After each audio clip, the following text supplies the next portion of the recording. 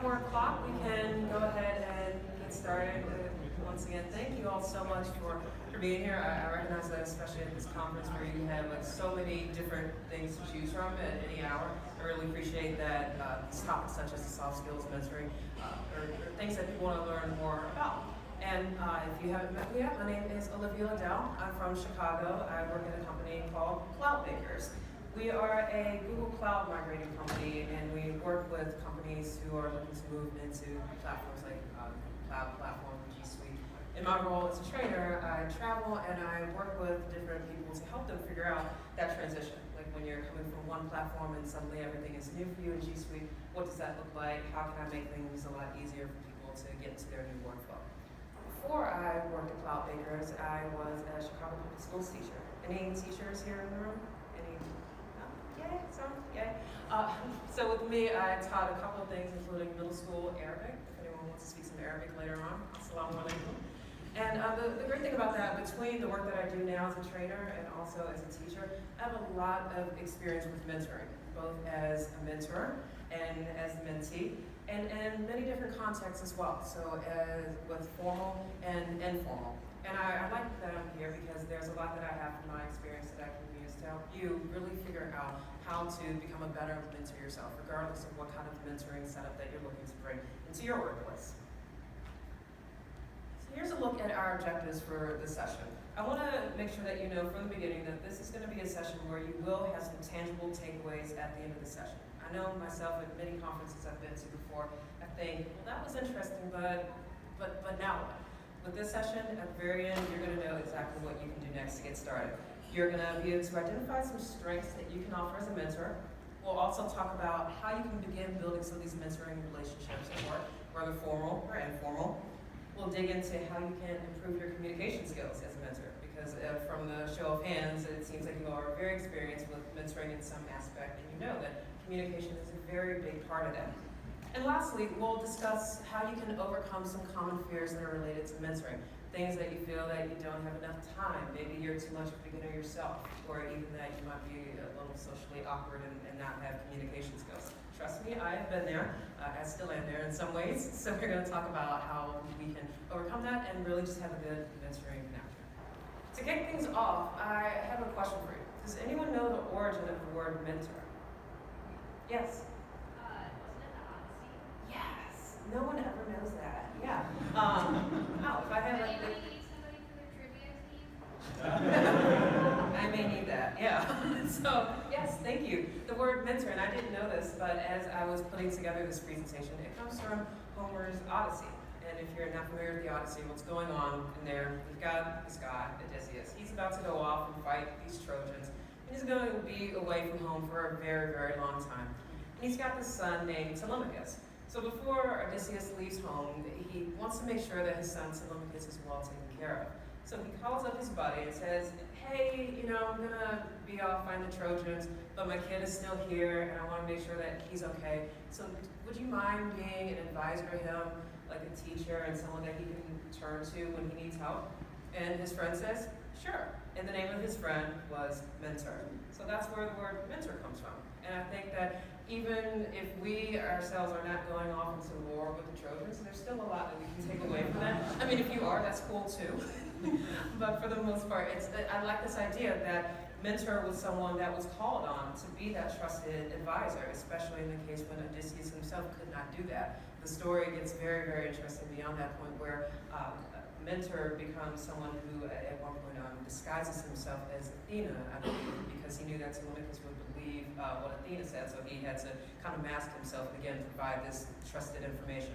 So there's a lot that we can take away from that, and really keep this in your mind as we're going throughout this. What does it mean to be a mentor? How can you start to develop those skills within yourself? And to kick things off again, for those of you who have some kind of device, whether it's a computer, tablet, this should even work on a phone, go ahead and pull up this site, tiny.cc/effectivementor, because I want you to think about how you would answer this question.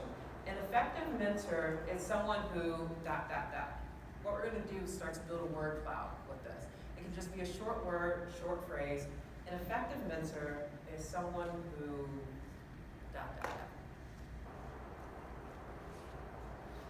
When we do this, think about what qualities you've exhibited yourself as a mentor, which qualities you have seen in the people who have mentored you.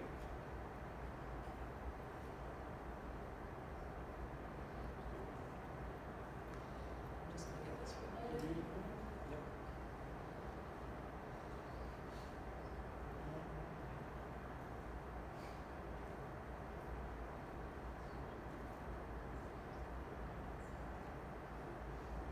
If the Wi-Fi decides not to do this, as a teacher, I've got backup, so don't worry, we're good. Is the site able to load for y'all? No? It's going slowly? Okay. No worries.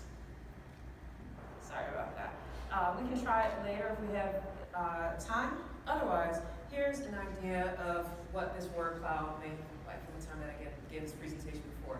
And these may be some of those same words that you were wanting to share. Just out of curiosity, if you can shout out, what were some of the words that you were hoping to put on this word cloud? Guides? Yeah. Listens, yes, we'll talk a lot about that. Which other words? Patient, yeah. Anything else? Encouraging. Encouraging. Yes. Any others? Yeah, I think that one for sure is up there. That one I really like authentic. Yes. Instills confidence. Instills confidence. Some really, yes.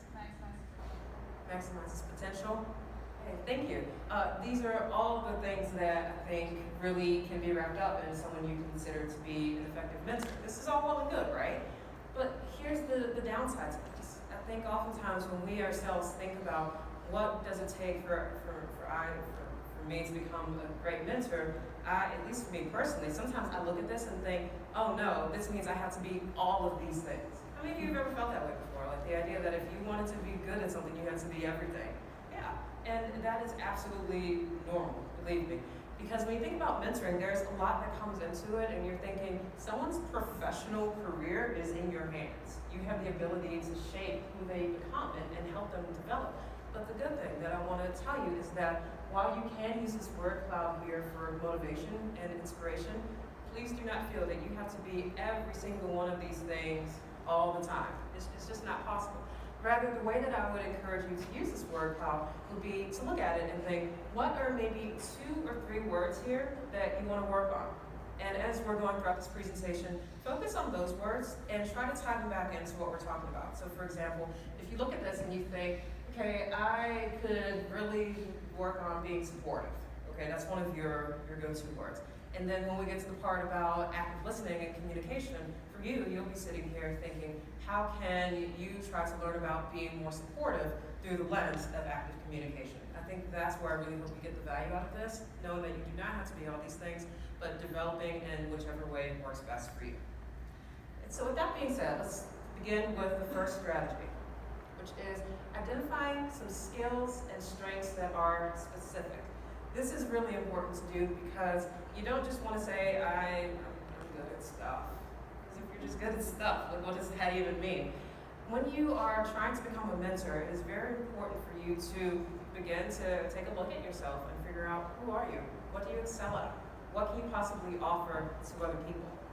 And believe it or not, there are actually quite a few examples of this in our everyday pop culture with all these different TV shows that are out there, like reality shows. How many of you watch Shark Tank?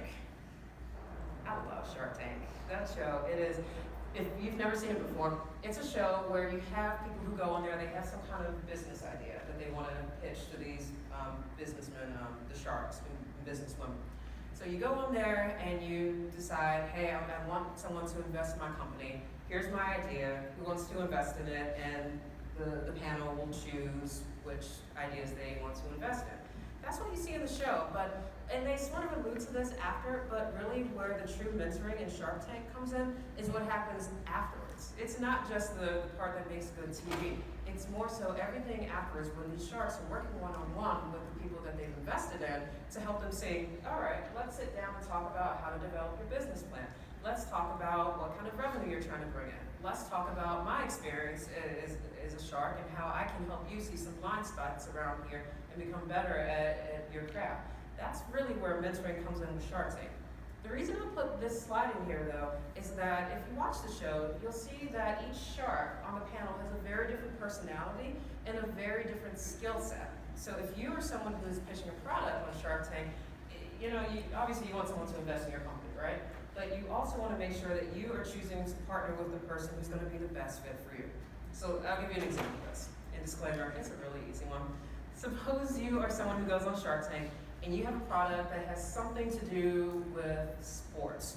Who will be the best shark on this panel for you to invest with? Mark Cuban, the guy on the lower left. So and why would you want to invest with Mark Cuban? Yeah, he's the Dallas Mavericks.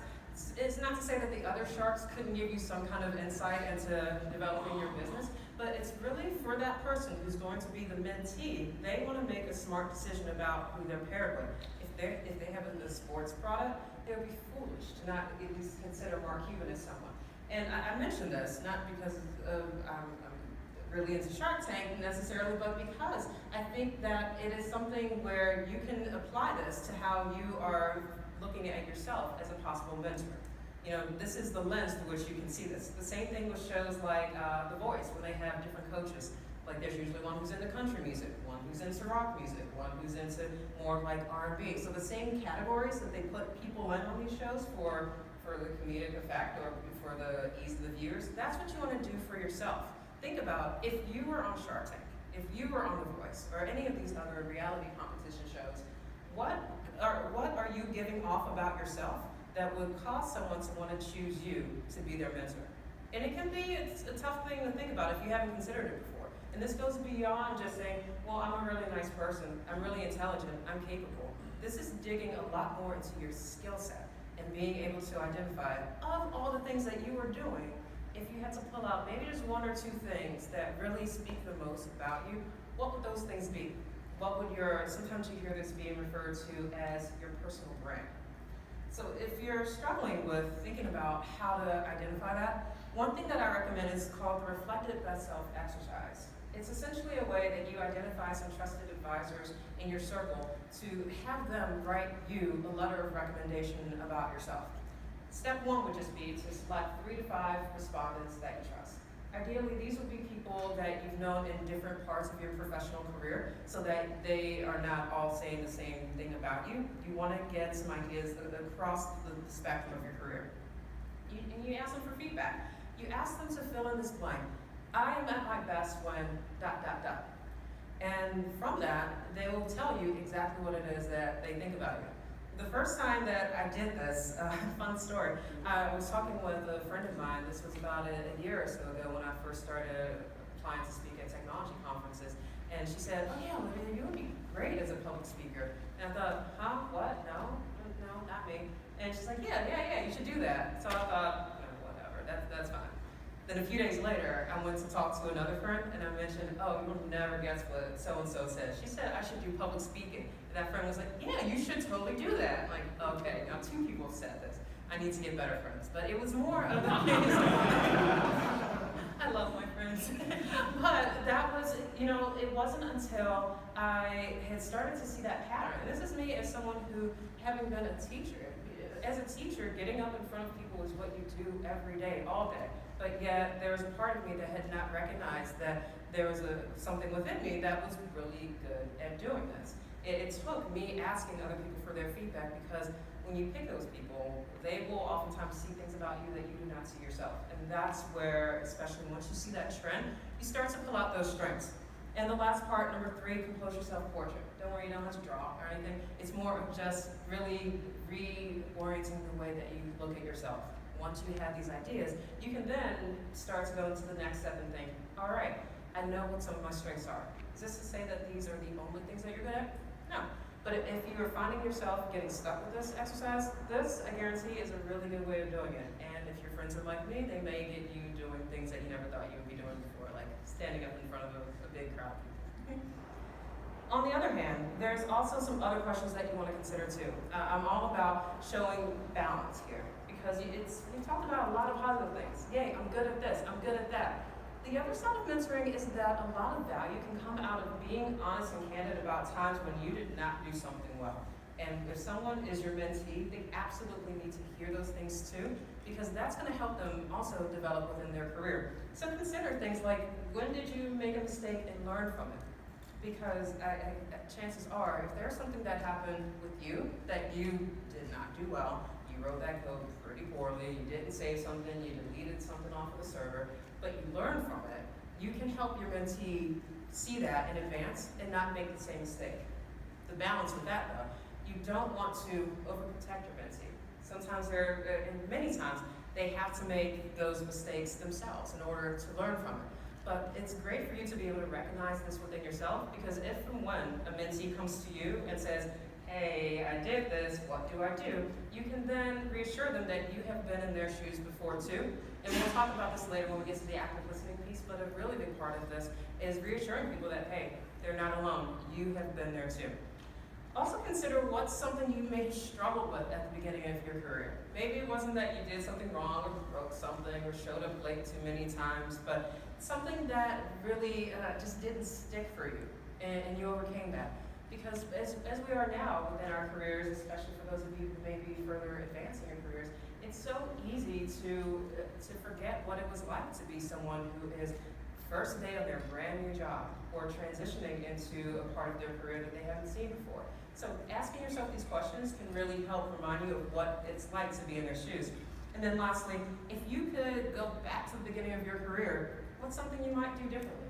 I know there's a lot that I would do differently in the beginning of my career, kind of like this, if I knew then what I know now. And the point here is not to try to change someone's career and say, hey, I should have done this, you need to do this right now. That's the part where you don't want to overstep those bounds. But these are more thinking questions so that if and when the opportunity arises for you to show some empathy to someone, you don't have to try to find empathy in that moment, because I'll tell you, as someone who's been on the other side of that conversation where someone was really struggling to find some empathy, it's kind of awkward. It's tough. But it's good to start thinking about these things now so that you're already going to be in that mindset when you get there. When it comes to mentoring, we're going to break this down into two main buckets: informal mentoring and formal mentoring. There's sometimes even some hybrid situations that you can get into, but for the sake of time today, we're really going to separate these out into the two. We're going to start with informal. And what this looks like is that there's usually no goals with it. It's just kind of whatever happens, happens. That's all well and good. And then the mentors and mentees will typically self-select. It could be as simple as one person saying to another, hey, I've heard of you in the department. I've seen that you do some really good work. Would you like to be my mentor? And it's not on the record. It's just kind of two people deciding that they're going to support each other in this way. Informal mentoring also typically means that outcomes aren't tracked or measured.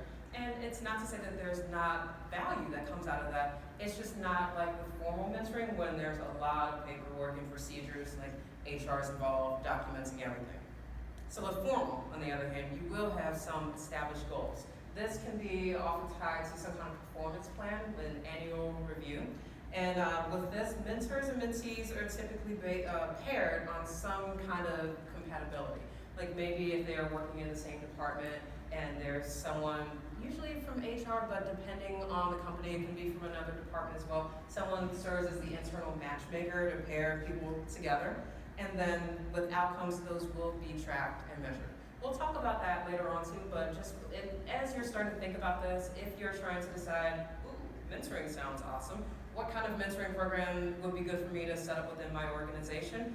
If you are just now looking to get started, I would definitely say start with informal, because it's a lot easier to get that up and running.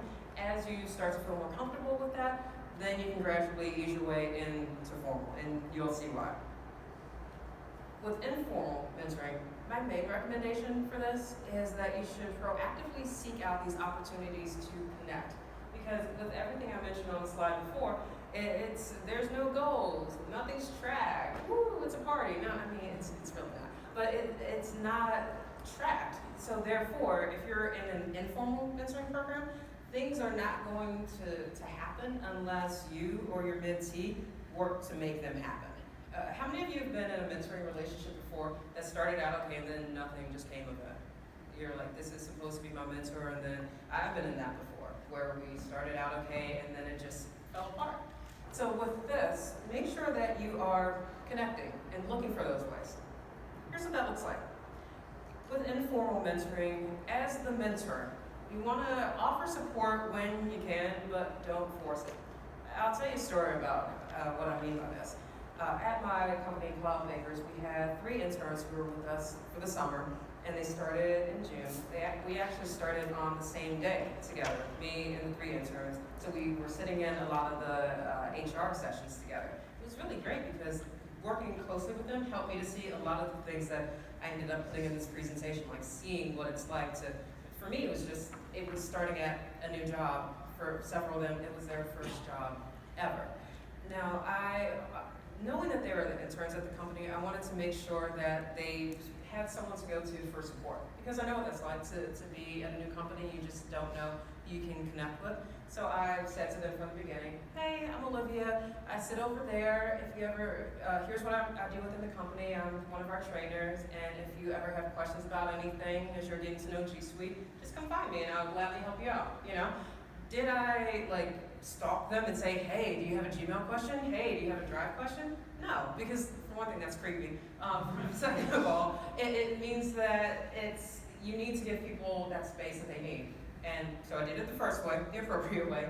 And then sure enough, a couple days later, one of the interns came to me and said, hey, I don't want to bother you if you're busy right now, but I have a question about Drive. Would you mind helping me out with that? And I said, absolutely, sure. And then because the teacher in me, I'm always praising people for what they do well. I told him afterwards, that was really awesome that you felt comfortable to come to me, because I know a lot of junior members of the team will not do that. So I think it's the balance that's there. You want to be able to present yourself as someone who is approachable, but you don't want to force it. You also want to make sure that you are authentic with them. That's a word that I know someone mentioned earlier too, because I think it's just the way that you can set the tone of their time at your company. You want to be there as approachable and open, but really be true and genuine in the things that you do, because that's really going to help them get the most value out of that. Have any of you ever done or been part of a speed networking event? A couple of you? Okay. If you've never done it before, it's like speed dating, but with HR. So it's a little bit, and there's snacks, so that's fun. What it is, this tends to work better for larger companies that have a lot of employees, but even if your company is smaller, you can totally tweak it. So let's say you've got a bunch of people in your company, and just like speed dating, people sit on one side of the table, some sit on the other side, and you just rotate, and you spend 5 minutes talking to a different person within the company. The way it should be set up is that there should be some prompts to get the conversation going. So things not just, what do you do, or who are you, but tell me about a project that you're working on. What's your academic background? Things like more open-ended questions to really get that conversation rolling. And we did this at my previous company, and there's someone I connected with through that internal speed networking event. Our paths would not have crossed otherwise, because we were on 2 completely different floors in completely different departments.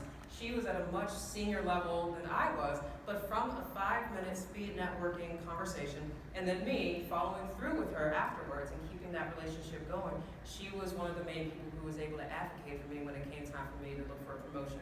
All of that came from a 5-minute speed networking conversation. So if you're looking for a really quick and easy way to get some informal mentoring done and have snacks, this is a good way to do it. And lastly, I would encourage you, let that relationship be driven by the mentee. To go back to my example with the interns, if I had been the one to keep going to the interns and say, hey, it's Tuesday, do you need some help? Hey, it's Wednesday, I'm here to help you. Again, that's kind of creepy. And it's also not giving them the space that they need. Part of developing junior members of your team is encouraging them to be the ones to take that action, because it is going to get them out of their comfort zone. When it came time for me to have to contact that director at my last company, I was scared because I had never had to do that before. But the fact that I had to do that, it really helped me to see, okay, it's not this scary, and it also helped me to develop my communication skills. So whenever possible, make sure that you put that on them. If we flip to formal mentoring, the recommendation here is start with your end goals in mind. You'll see why, because with formal mentoring, that's where a lot more structure comes into place. So if you don't know what that structure is from the very beginning, things can and may very well fall apart. And when I talk about this, I like to do it through the lens of something that comes from my time as a teacher, which is backward design. Are any of you familiar with backwards design and that concept? It's by these two authors, Wiggins and McTighe, and it's the concept that, let's say for you as a teacher, if I go in and say, all right, it's Monday, here's this lesson plan, and we're gonna play this fun game about multiplication because yay. Like, that would be kind of fun, but then which learning objectives does that connect with? What are the students ultimately being expected to do by the end of that lesson? It can be very unclear. The students may be having fun playing the game, but then they may have some confusion about, okay, what's the point here? The exact same concept applies when you're putting together a mentoring program. The idea being that before you do anything at all with sitting down with someone to mentor, you have to ask yourself, by the end of this mentoring program, the mentors and the mentees should be able to do what?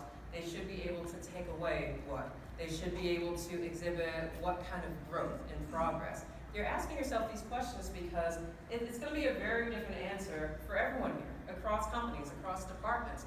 And the way you answer those questions is going to help you to determine what kind of mentoring program that you want to have in place, and also what types of metrics. So you can see, like, in the middle here, we would have like assessment tasks, how to be able to evaluate the progress there.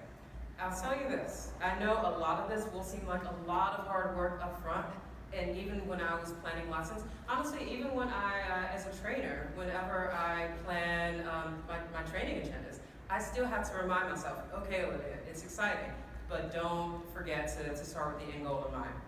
Here's what this looks like. First, you want to break it down and ask yourself, what type of formal mentoring program do we want to do?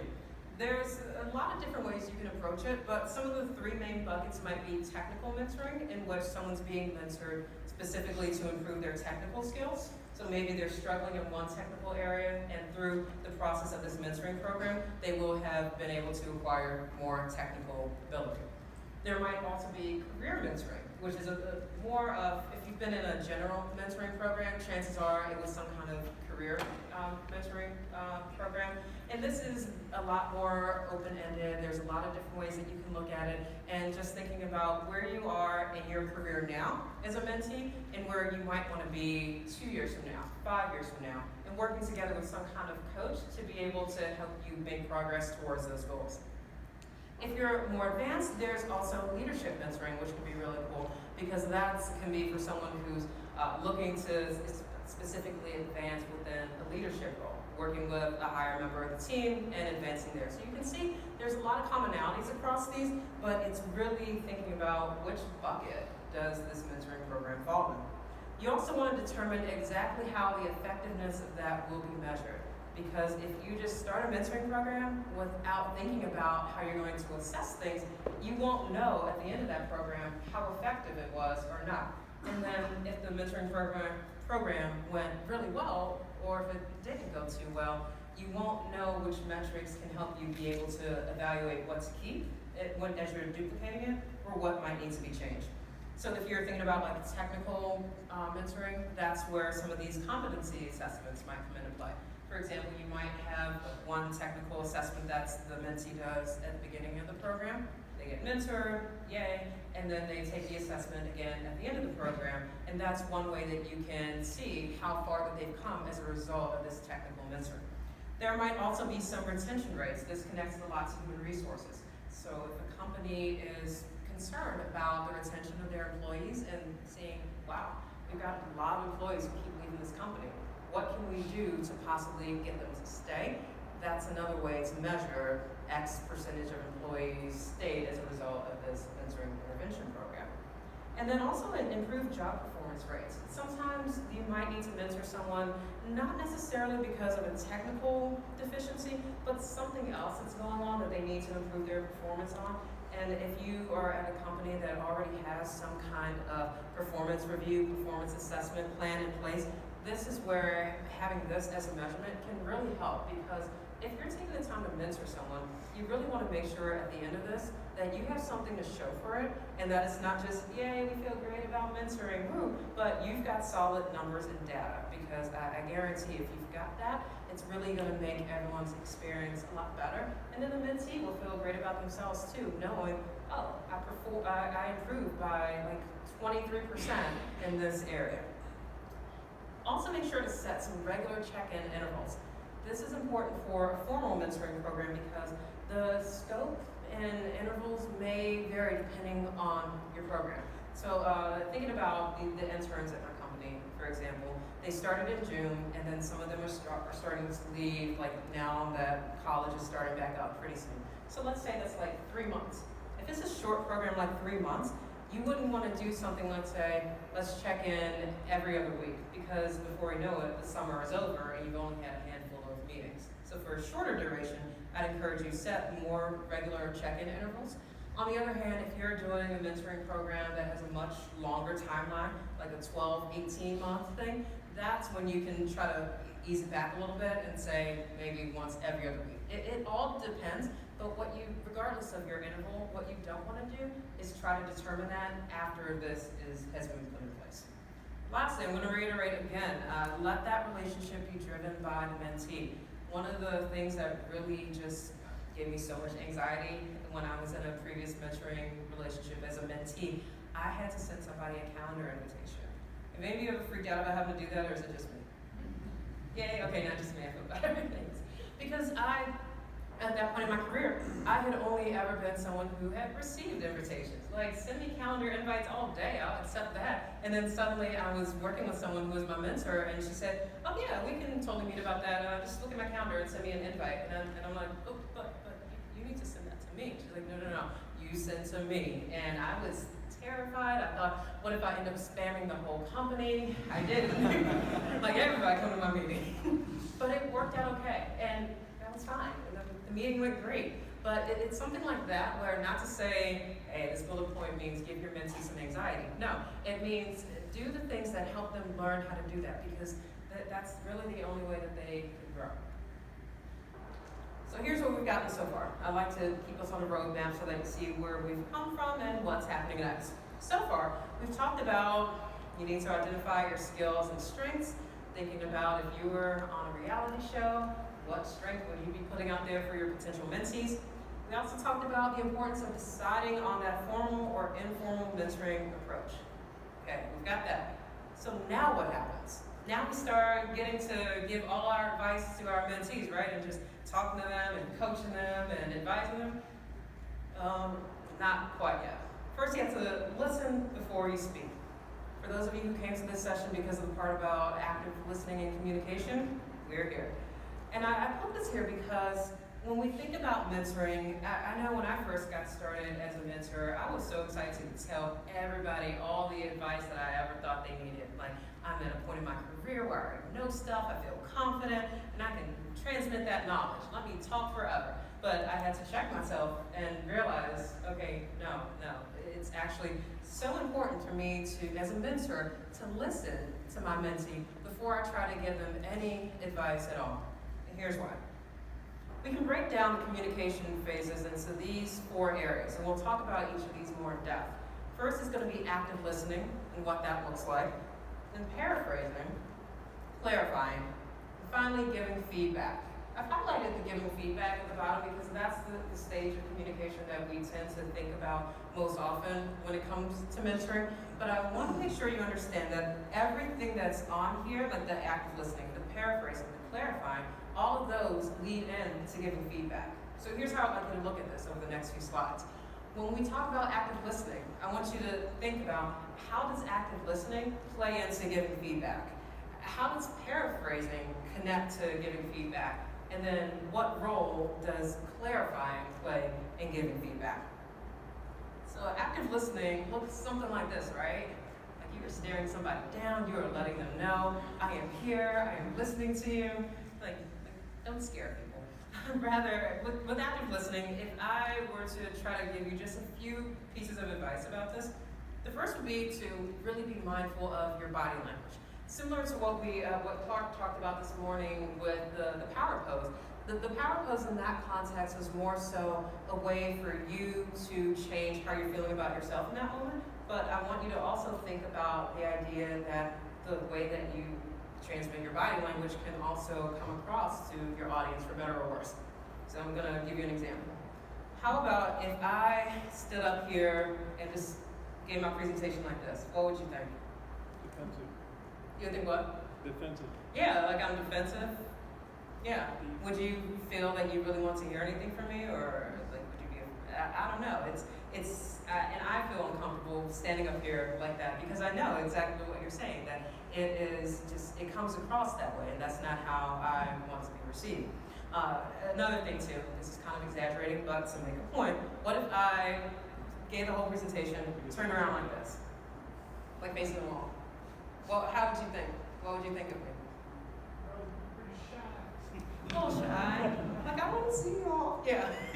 Or just like, okay, what's going on? Why is she not looking at us? So eye contact is important, yes. Staring at people, don't do that. It's a balance that you got there. And a lot of this goes into the idea that you want to be encouraging and open. And be present. You may be thinking, wait a minute, hold up. So how is it that you're being encouraging and open when you're still just listening? Because here, as a mentor, you're not talking yet. You're still just listening. You've got your mentee in front of you. They're talking. So think about the body language that you're giving out. Think about what you can do to really make sure they understand that you are there for them, that you are present, you're not distracted, and you are really almost like leaning in to listen to them, but again, not too much, but having that balance there. So we've done our active listening. After the active listening comes our paraphrasing, which looks like this, right? I love that guy. What had happened was, no. So paraphrasing is really just restating someone else's thoughts from a different angle. And I want to make sure you know, paraphrasing is not the same thing as parroting. Because if someone, like a mentee, says to you, hey, here's this project I'm working on, here's how I'm feeling about this. What you as a mentor do not want to do is repeat back to them verbatim, like, yes, so what you said was, here's the project, and hit like, that's just kind of weird, like to repeat word for word. You don't need to go to that level. Rather, what you want to do is, in this phase with paraphrasing, make sure that they understand that you have heard them. Because that's what the mentees are looking for in that moment. They want to be heard. And if you find yourself getting stuck, because sometimes it happens. As an educator, what I use a lot to help students learn how to communicate is use sentence starters. I even use this all the time. Like just the other day, I did a Google Sheets and pivot table training. And there are a lot of questions that came about from that. So for me, I was using a lot of these same sentence starters. So I said, okay, so what I hear you saying is ... Or as I understand it, you're feeling like this. Because what you don't want to do is put words in someone else's mouth, and then I'm thinking that someone's feeling confident, and they're telling me, no, I'm actually feeling very overwhelmed right now. And this is why paraphrasing matters. You can also say something like, it sounds like you're saying that, and so on. So this is where you as a mentor start to have some role in this communication. Notice that you have not started giving your life advice yet, even though I know that is the thing you really want to do as a mentor. No, hold that back. At this point, the mentee has spoken, you've done your active listening, and you're just letting them know that they have been heard. After that comes some clarifying. Because there may be times when you've heard them, you understand most of it, but there may be some pieces where you need some additional clarification. And I like to include this here because I know that sometimes people are reluctant to want to do this. They may feel that, oh, if I ask a clarifying question, they're going to think that I wasn't listening and they're going to feel bad. No, it's actually quite the opposite. I know for myself personally, I'd much rather have somebody ask me a clarifying question than to go on and assume that they know how I was feeling, and then later on it comes out that, oh, they could have just asked me and we cleared this up. Same with the sentence starters. If you find yourself getting stuck with how this might look, use some of these. Ask them like, well, what do you mean by that? Or if they're working on a project, can you tell me more about that? Maybe they're using some jargon, some industry-specific jargon that you're not familiar with, and you can ask them about that. And I really like the last one here. How do you feel about something? It is absolutely okay, and even preferable to ask your mentee, how are you feeling about something? Now, you're not opening up like a whole, session of them unloading their feelings onto you in that particular context. But what you are doing is asking them, hey, you told me about this project that you're working on. That's really cool. How do you feel about this part of it? Because maybe you see that they are feeling excited, but they could actually be a little bit intimidated, a little bit overwhelmed. If you don't ask, you won't know those things. So start with the active listening, segue into some paraphrasing, and when needed, definitely do some clarifying. So now that you've done all that, feedback. Oprah. Bees, if any of you have ever seen that GIF. Have any of you seen that GIF with Oprah and the bees? Yeah, okay. I always think of that when I see this. So everybody's getting feedback. Yay, this is the part where we're really digging into. Here's what it looks like. And again, this is something I could talk about for days. But if I had to give you just like 3 key bullet points here, the first one dives into empathy. Consider your mentee's perspective. Think about what it's like to be someone in their shoes, whether it is their first week on the job, or their first day in a new position, or they are someone who's been in the role for quite a long time, and they're just now looking for someone to help advancing within their career. It can be difficult as a junior member of the team. So really try to remember that. It's not to say like you need to sugarcoat everything, because I do believe that being direct, open, and honest with your mentee is a very valuable thing to do. But if you don't have that empathy, then you're really missing out on a key piece that can help to make that relationship as strong as it can possibly be. Also, be specific and direct with your feedback. Don't be vague and say like, oh yeah, you should do stuff better. Because like, what does that mean? I've been given feedback like that myself, and I think, like, okay, you're telling me something, but what do I do next? Because when someone is a mentee, they are looking for guidance. They want to know, hey, what can I actually do better, specifically? And for them to see that you are noticing these things, that helps them to feel like, oh wow, my mentor has actually taken the time to dig into my code, or to look at the work I've done on this project, and to give me feedback that is specific to the work that I've done. And that means I'm just thinking about times when someone has done that for me, and the fact that they didn't have to, it really makes a big difference. And as you're doing that, make sure that you're offering suggestions to them and explain why. So don't just say, hey, do this thing, but give them the follow-up why. Because you have many mentees who may be the kind of learner who need a reason. I think a lot of people can benefit from this, but if you give a suggestion, explain why. Say, hey, I noticed you have been putting a lot of comments in your code. That's something you can improve on. Because when other people come and read your code, it helps them to see the history of what you did and why. Boom, that's some solid advice right there. It doesn't have to be much longer than that, and it just gives people a reason to understand why you're suggesting something to them in that way. So along our checklist, we are reaching the home stretch. We have identified our skills and strengths. We have decided on our formal versus informal mentoring approach. And just now, we decided that when we're communicating, we're going to listen before we speak. But what happens if you have some things that make you feel that you can't be a mentor, or that you wouldn't be a good mentor? If that's you, the final recommendation that I have about becoming an effective mentor is to acknowledge your mentoring fears and then create a path forward. I say acknowledge because if you know that there's something that is holding you back from being a mentor, and we'll get into some examples on the next few slides, the last thing that you want to do is pretend that that thing is not happening. Because I guarantee it's not going to go away unless you acknowledge it. And I know that it can be a scary thing to do sometimes, but the sooner that you acknowledge whatever it is that's holding you back, the sooner that you can figure out a plan for being able to move forward. So let's talk about if you feel that you lack some strong communication skills. This gets into that kind of socially awkward piece that I mentioned before. I will fully admit there are times when I put my foot in my mouth. Even like today, I've said something like, what did I say? And so it's like communication. It's something that a lot of us can struggle with at times. I tell you myself, I have been there.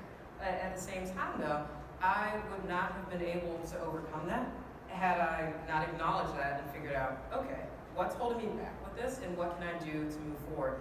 And the first thing when I suggest this, it always takes people by surprise, but I believe it really is one of the best ways to overcome the communication fear that you have. You can be a mentor through writing. That is totally valuable because there are times if your company has like HipChat or Slack or any kind of Google Hangouts set up. Like I mentioned earlier, the intern who came and asked me for help with Drive, he came to me face to face, but if it had been another context, he could have just as easily Slacked me and asked me that way.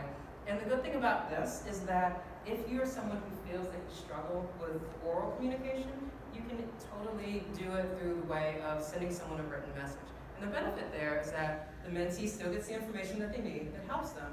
And you, as the mentor in this situation, it's a lot easier for you because you're able to give yourself as much time as you need to be able to process that question, to be able to identify, all right, what can I do to explain this in a way that makes sense?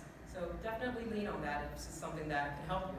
I'd also recommend attending some meetup events that are related to not just your professional interests, because that always gets thrown out there, yay, professional networking, but also personal networking too. Some of my closest friends in Chicago are a group of women that I met through a knitting, crocheting, and cross-stitching meetup. We get together and we make crafts and eat waffles, and it's a really good time. And it really is, yeah. Seriously. I came to that group because of my interest in crafting. And over the years, as we got to know each other, we all work in very different industries. None of them do exactly what it is that I do, but I've come to trust them professionally because I know that if they're going to give me honest advice on my cross-stitching and they would tell me, they're like, Olivia, those colors do not match. I know that I can trust them when it comes to professional things too. And to run it by them and say, hey, I was looking at this job posting. What do you think about that one? And they'll say, yeah, we think you should apply for that because it really seems to play to your strengths in this. Or maybe that one is a little bit out of your wheelhouse right now, but try for this one. So I think if you are struggling with communication, I recommend this because having a personal networking group can help you to develop those communication skills that you can then transition over into professional networking once you feel ready. And lastly, and I even have to remind myself of this all the time, do not overthink it. Every single one of you has something that you can offer to someone as a mentor. And it doesn't even have to be like a super formal thing. Think about something that you know that you do well, that you can share with somebody and teach them something.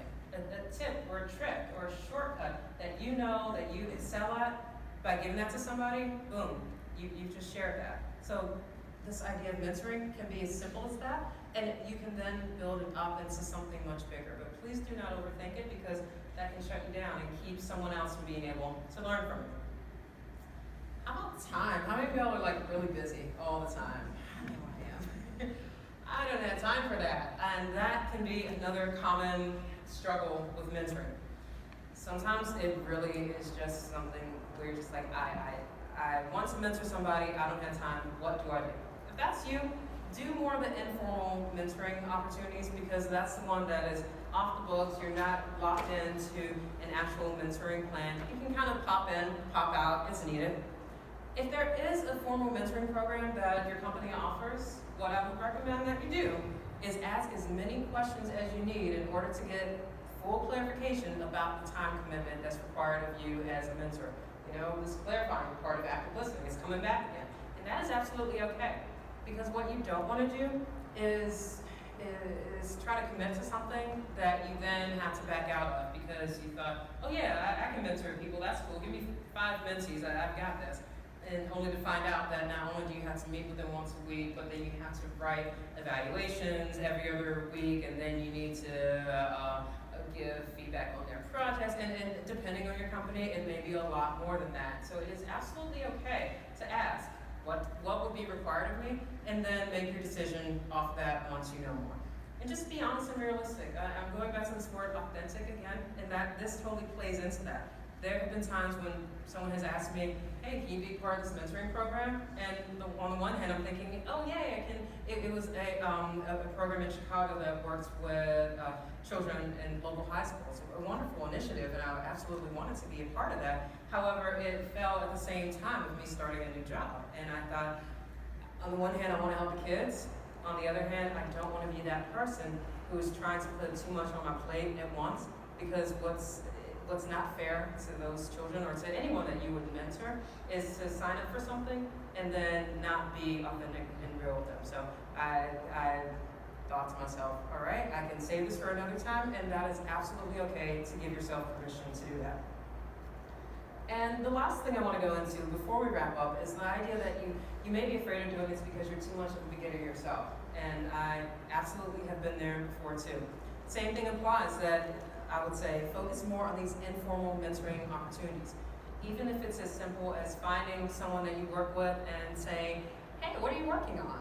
And just getting that conversation going and asking them, is there anything that I can do to help?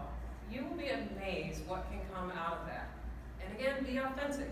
If you do not have the time to be able to help somebody, don't offer it. But if you do, look at your schedule and notice, I've got a few hours open on Thursday and there's nothing too pressing, I could help somebody, just go around and ask, is there something I can do to help? And that could even be considered a form of mentoring. If you're thinking, well, you're not too technically advanced just yet, another recommendation I have would be to focus more on this idea of the soft skills mentoring. And that can include things like communication. Maybe you're still learning some different coding languages, but you are amazing at writing emails. And it's an art. I mean, how many of you have ever gotten like a passive-aggressive email where you're just like, yeah, me too. So learning how to be someone to coach someone and say, you know, I realize that you're in a position now where you need to do a lot more communication with the team. If you ever want someone to look over your messages before you send them out, I'm your person, just let me know. That is absolutely a valuable way of mentoring because you are coaching them on effective communication. Also creative thinking. Like if you're always the person in your team meetings who's thinking outside the box, and you come up with these ideas that everyone's like, whoa, where'd that come from? You can coach somebody on how to really tap into those more creative parts of their mind that they may not be bringing into team meetings. And lastly, time management. Like if there's someone who's always running late or always turning in work late, this is where it gets delicate. Like you don't want to say like, hey, I noticed you're never on time. You need some help with that? Don't do that. But what you can do is offer just, be very delicate about this and just say, hey, I'm always here to help you if you need anything, and just slip into the conversation. Some things that have helped me with my time management, and blah, blah, blah, and so on. I'd say these mean things that you can offer to someone even if you may not be the most technically skilled. However, the last bullet point here, make sure that you are continuing to build your skills if you're feeling that you're lacking in something. Because as you start to build and develop your own skills, what's really great is that you can then teach that to somebody else. When I was teaching Arabic in Chicago Public Schools, what I loved doing was being able to call on some of my middle schoolers and have them teach what they had just learned to somebody else. Because I would have students say, hey, Miss Liddell, I got this, I understand it. I'm like, all right, cool. So explain to us, how do you know this? How do you understand how this works? Because it's one thing to know something, but it's something completely different to be able to flip that around and explain it to somebody else. That's another skill that you have to develop too. And that plays into this. So to recap all of this, here's how you become an effective mentor. You start by identifying some skills and strengths that are specific.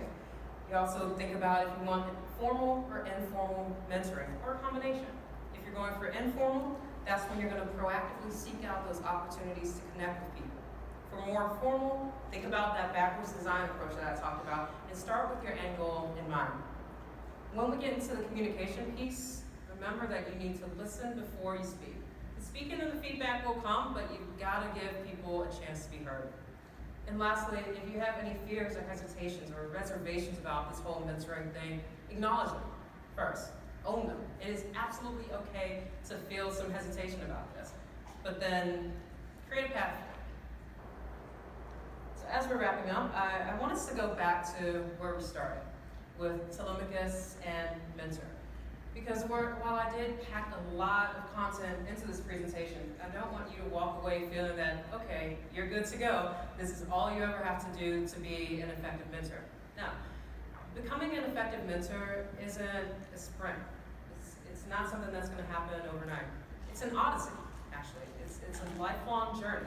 And I think that the more that you work at it, the more that you refine that craft, and the more that you really reflect on what you're doing, the better that it's going to be for the people that you're mentoring. And just remember that everything that you're doing with mentoring is going to play such a great role in shaping someone else's life. So thank you all so much for being here today, and thank you.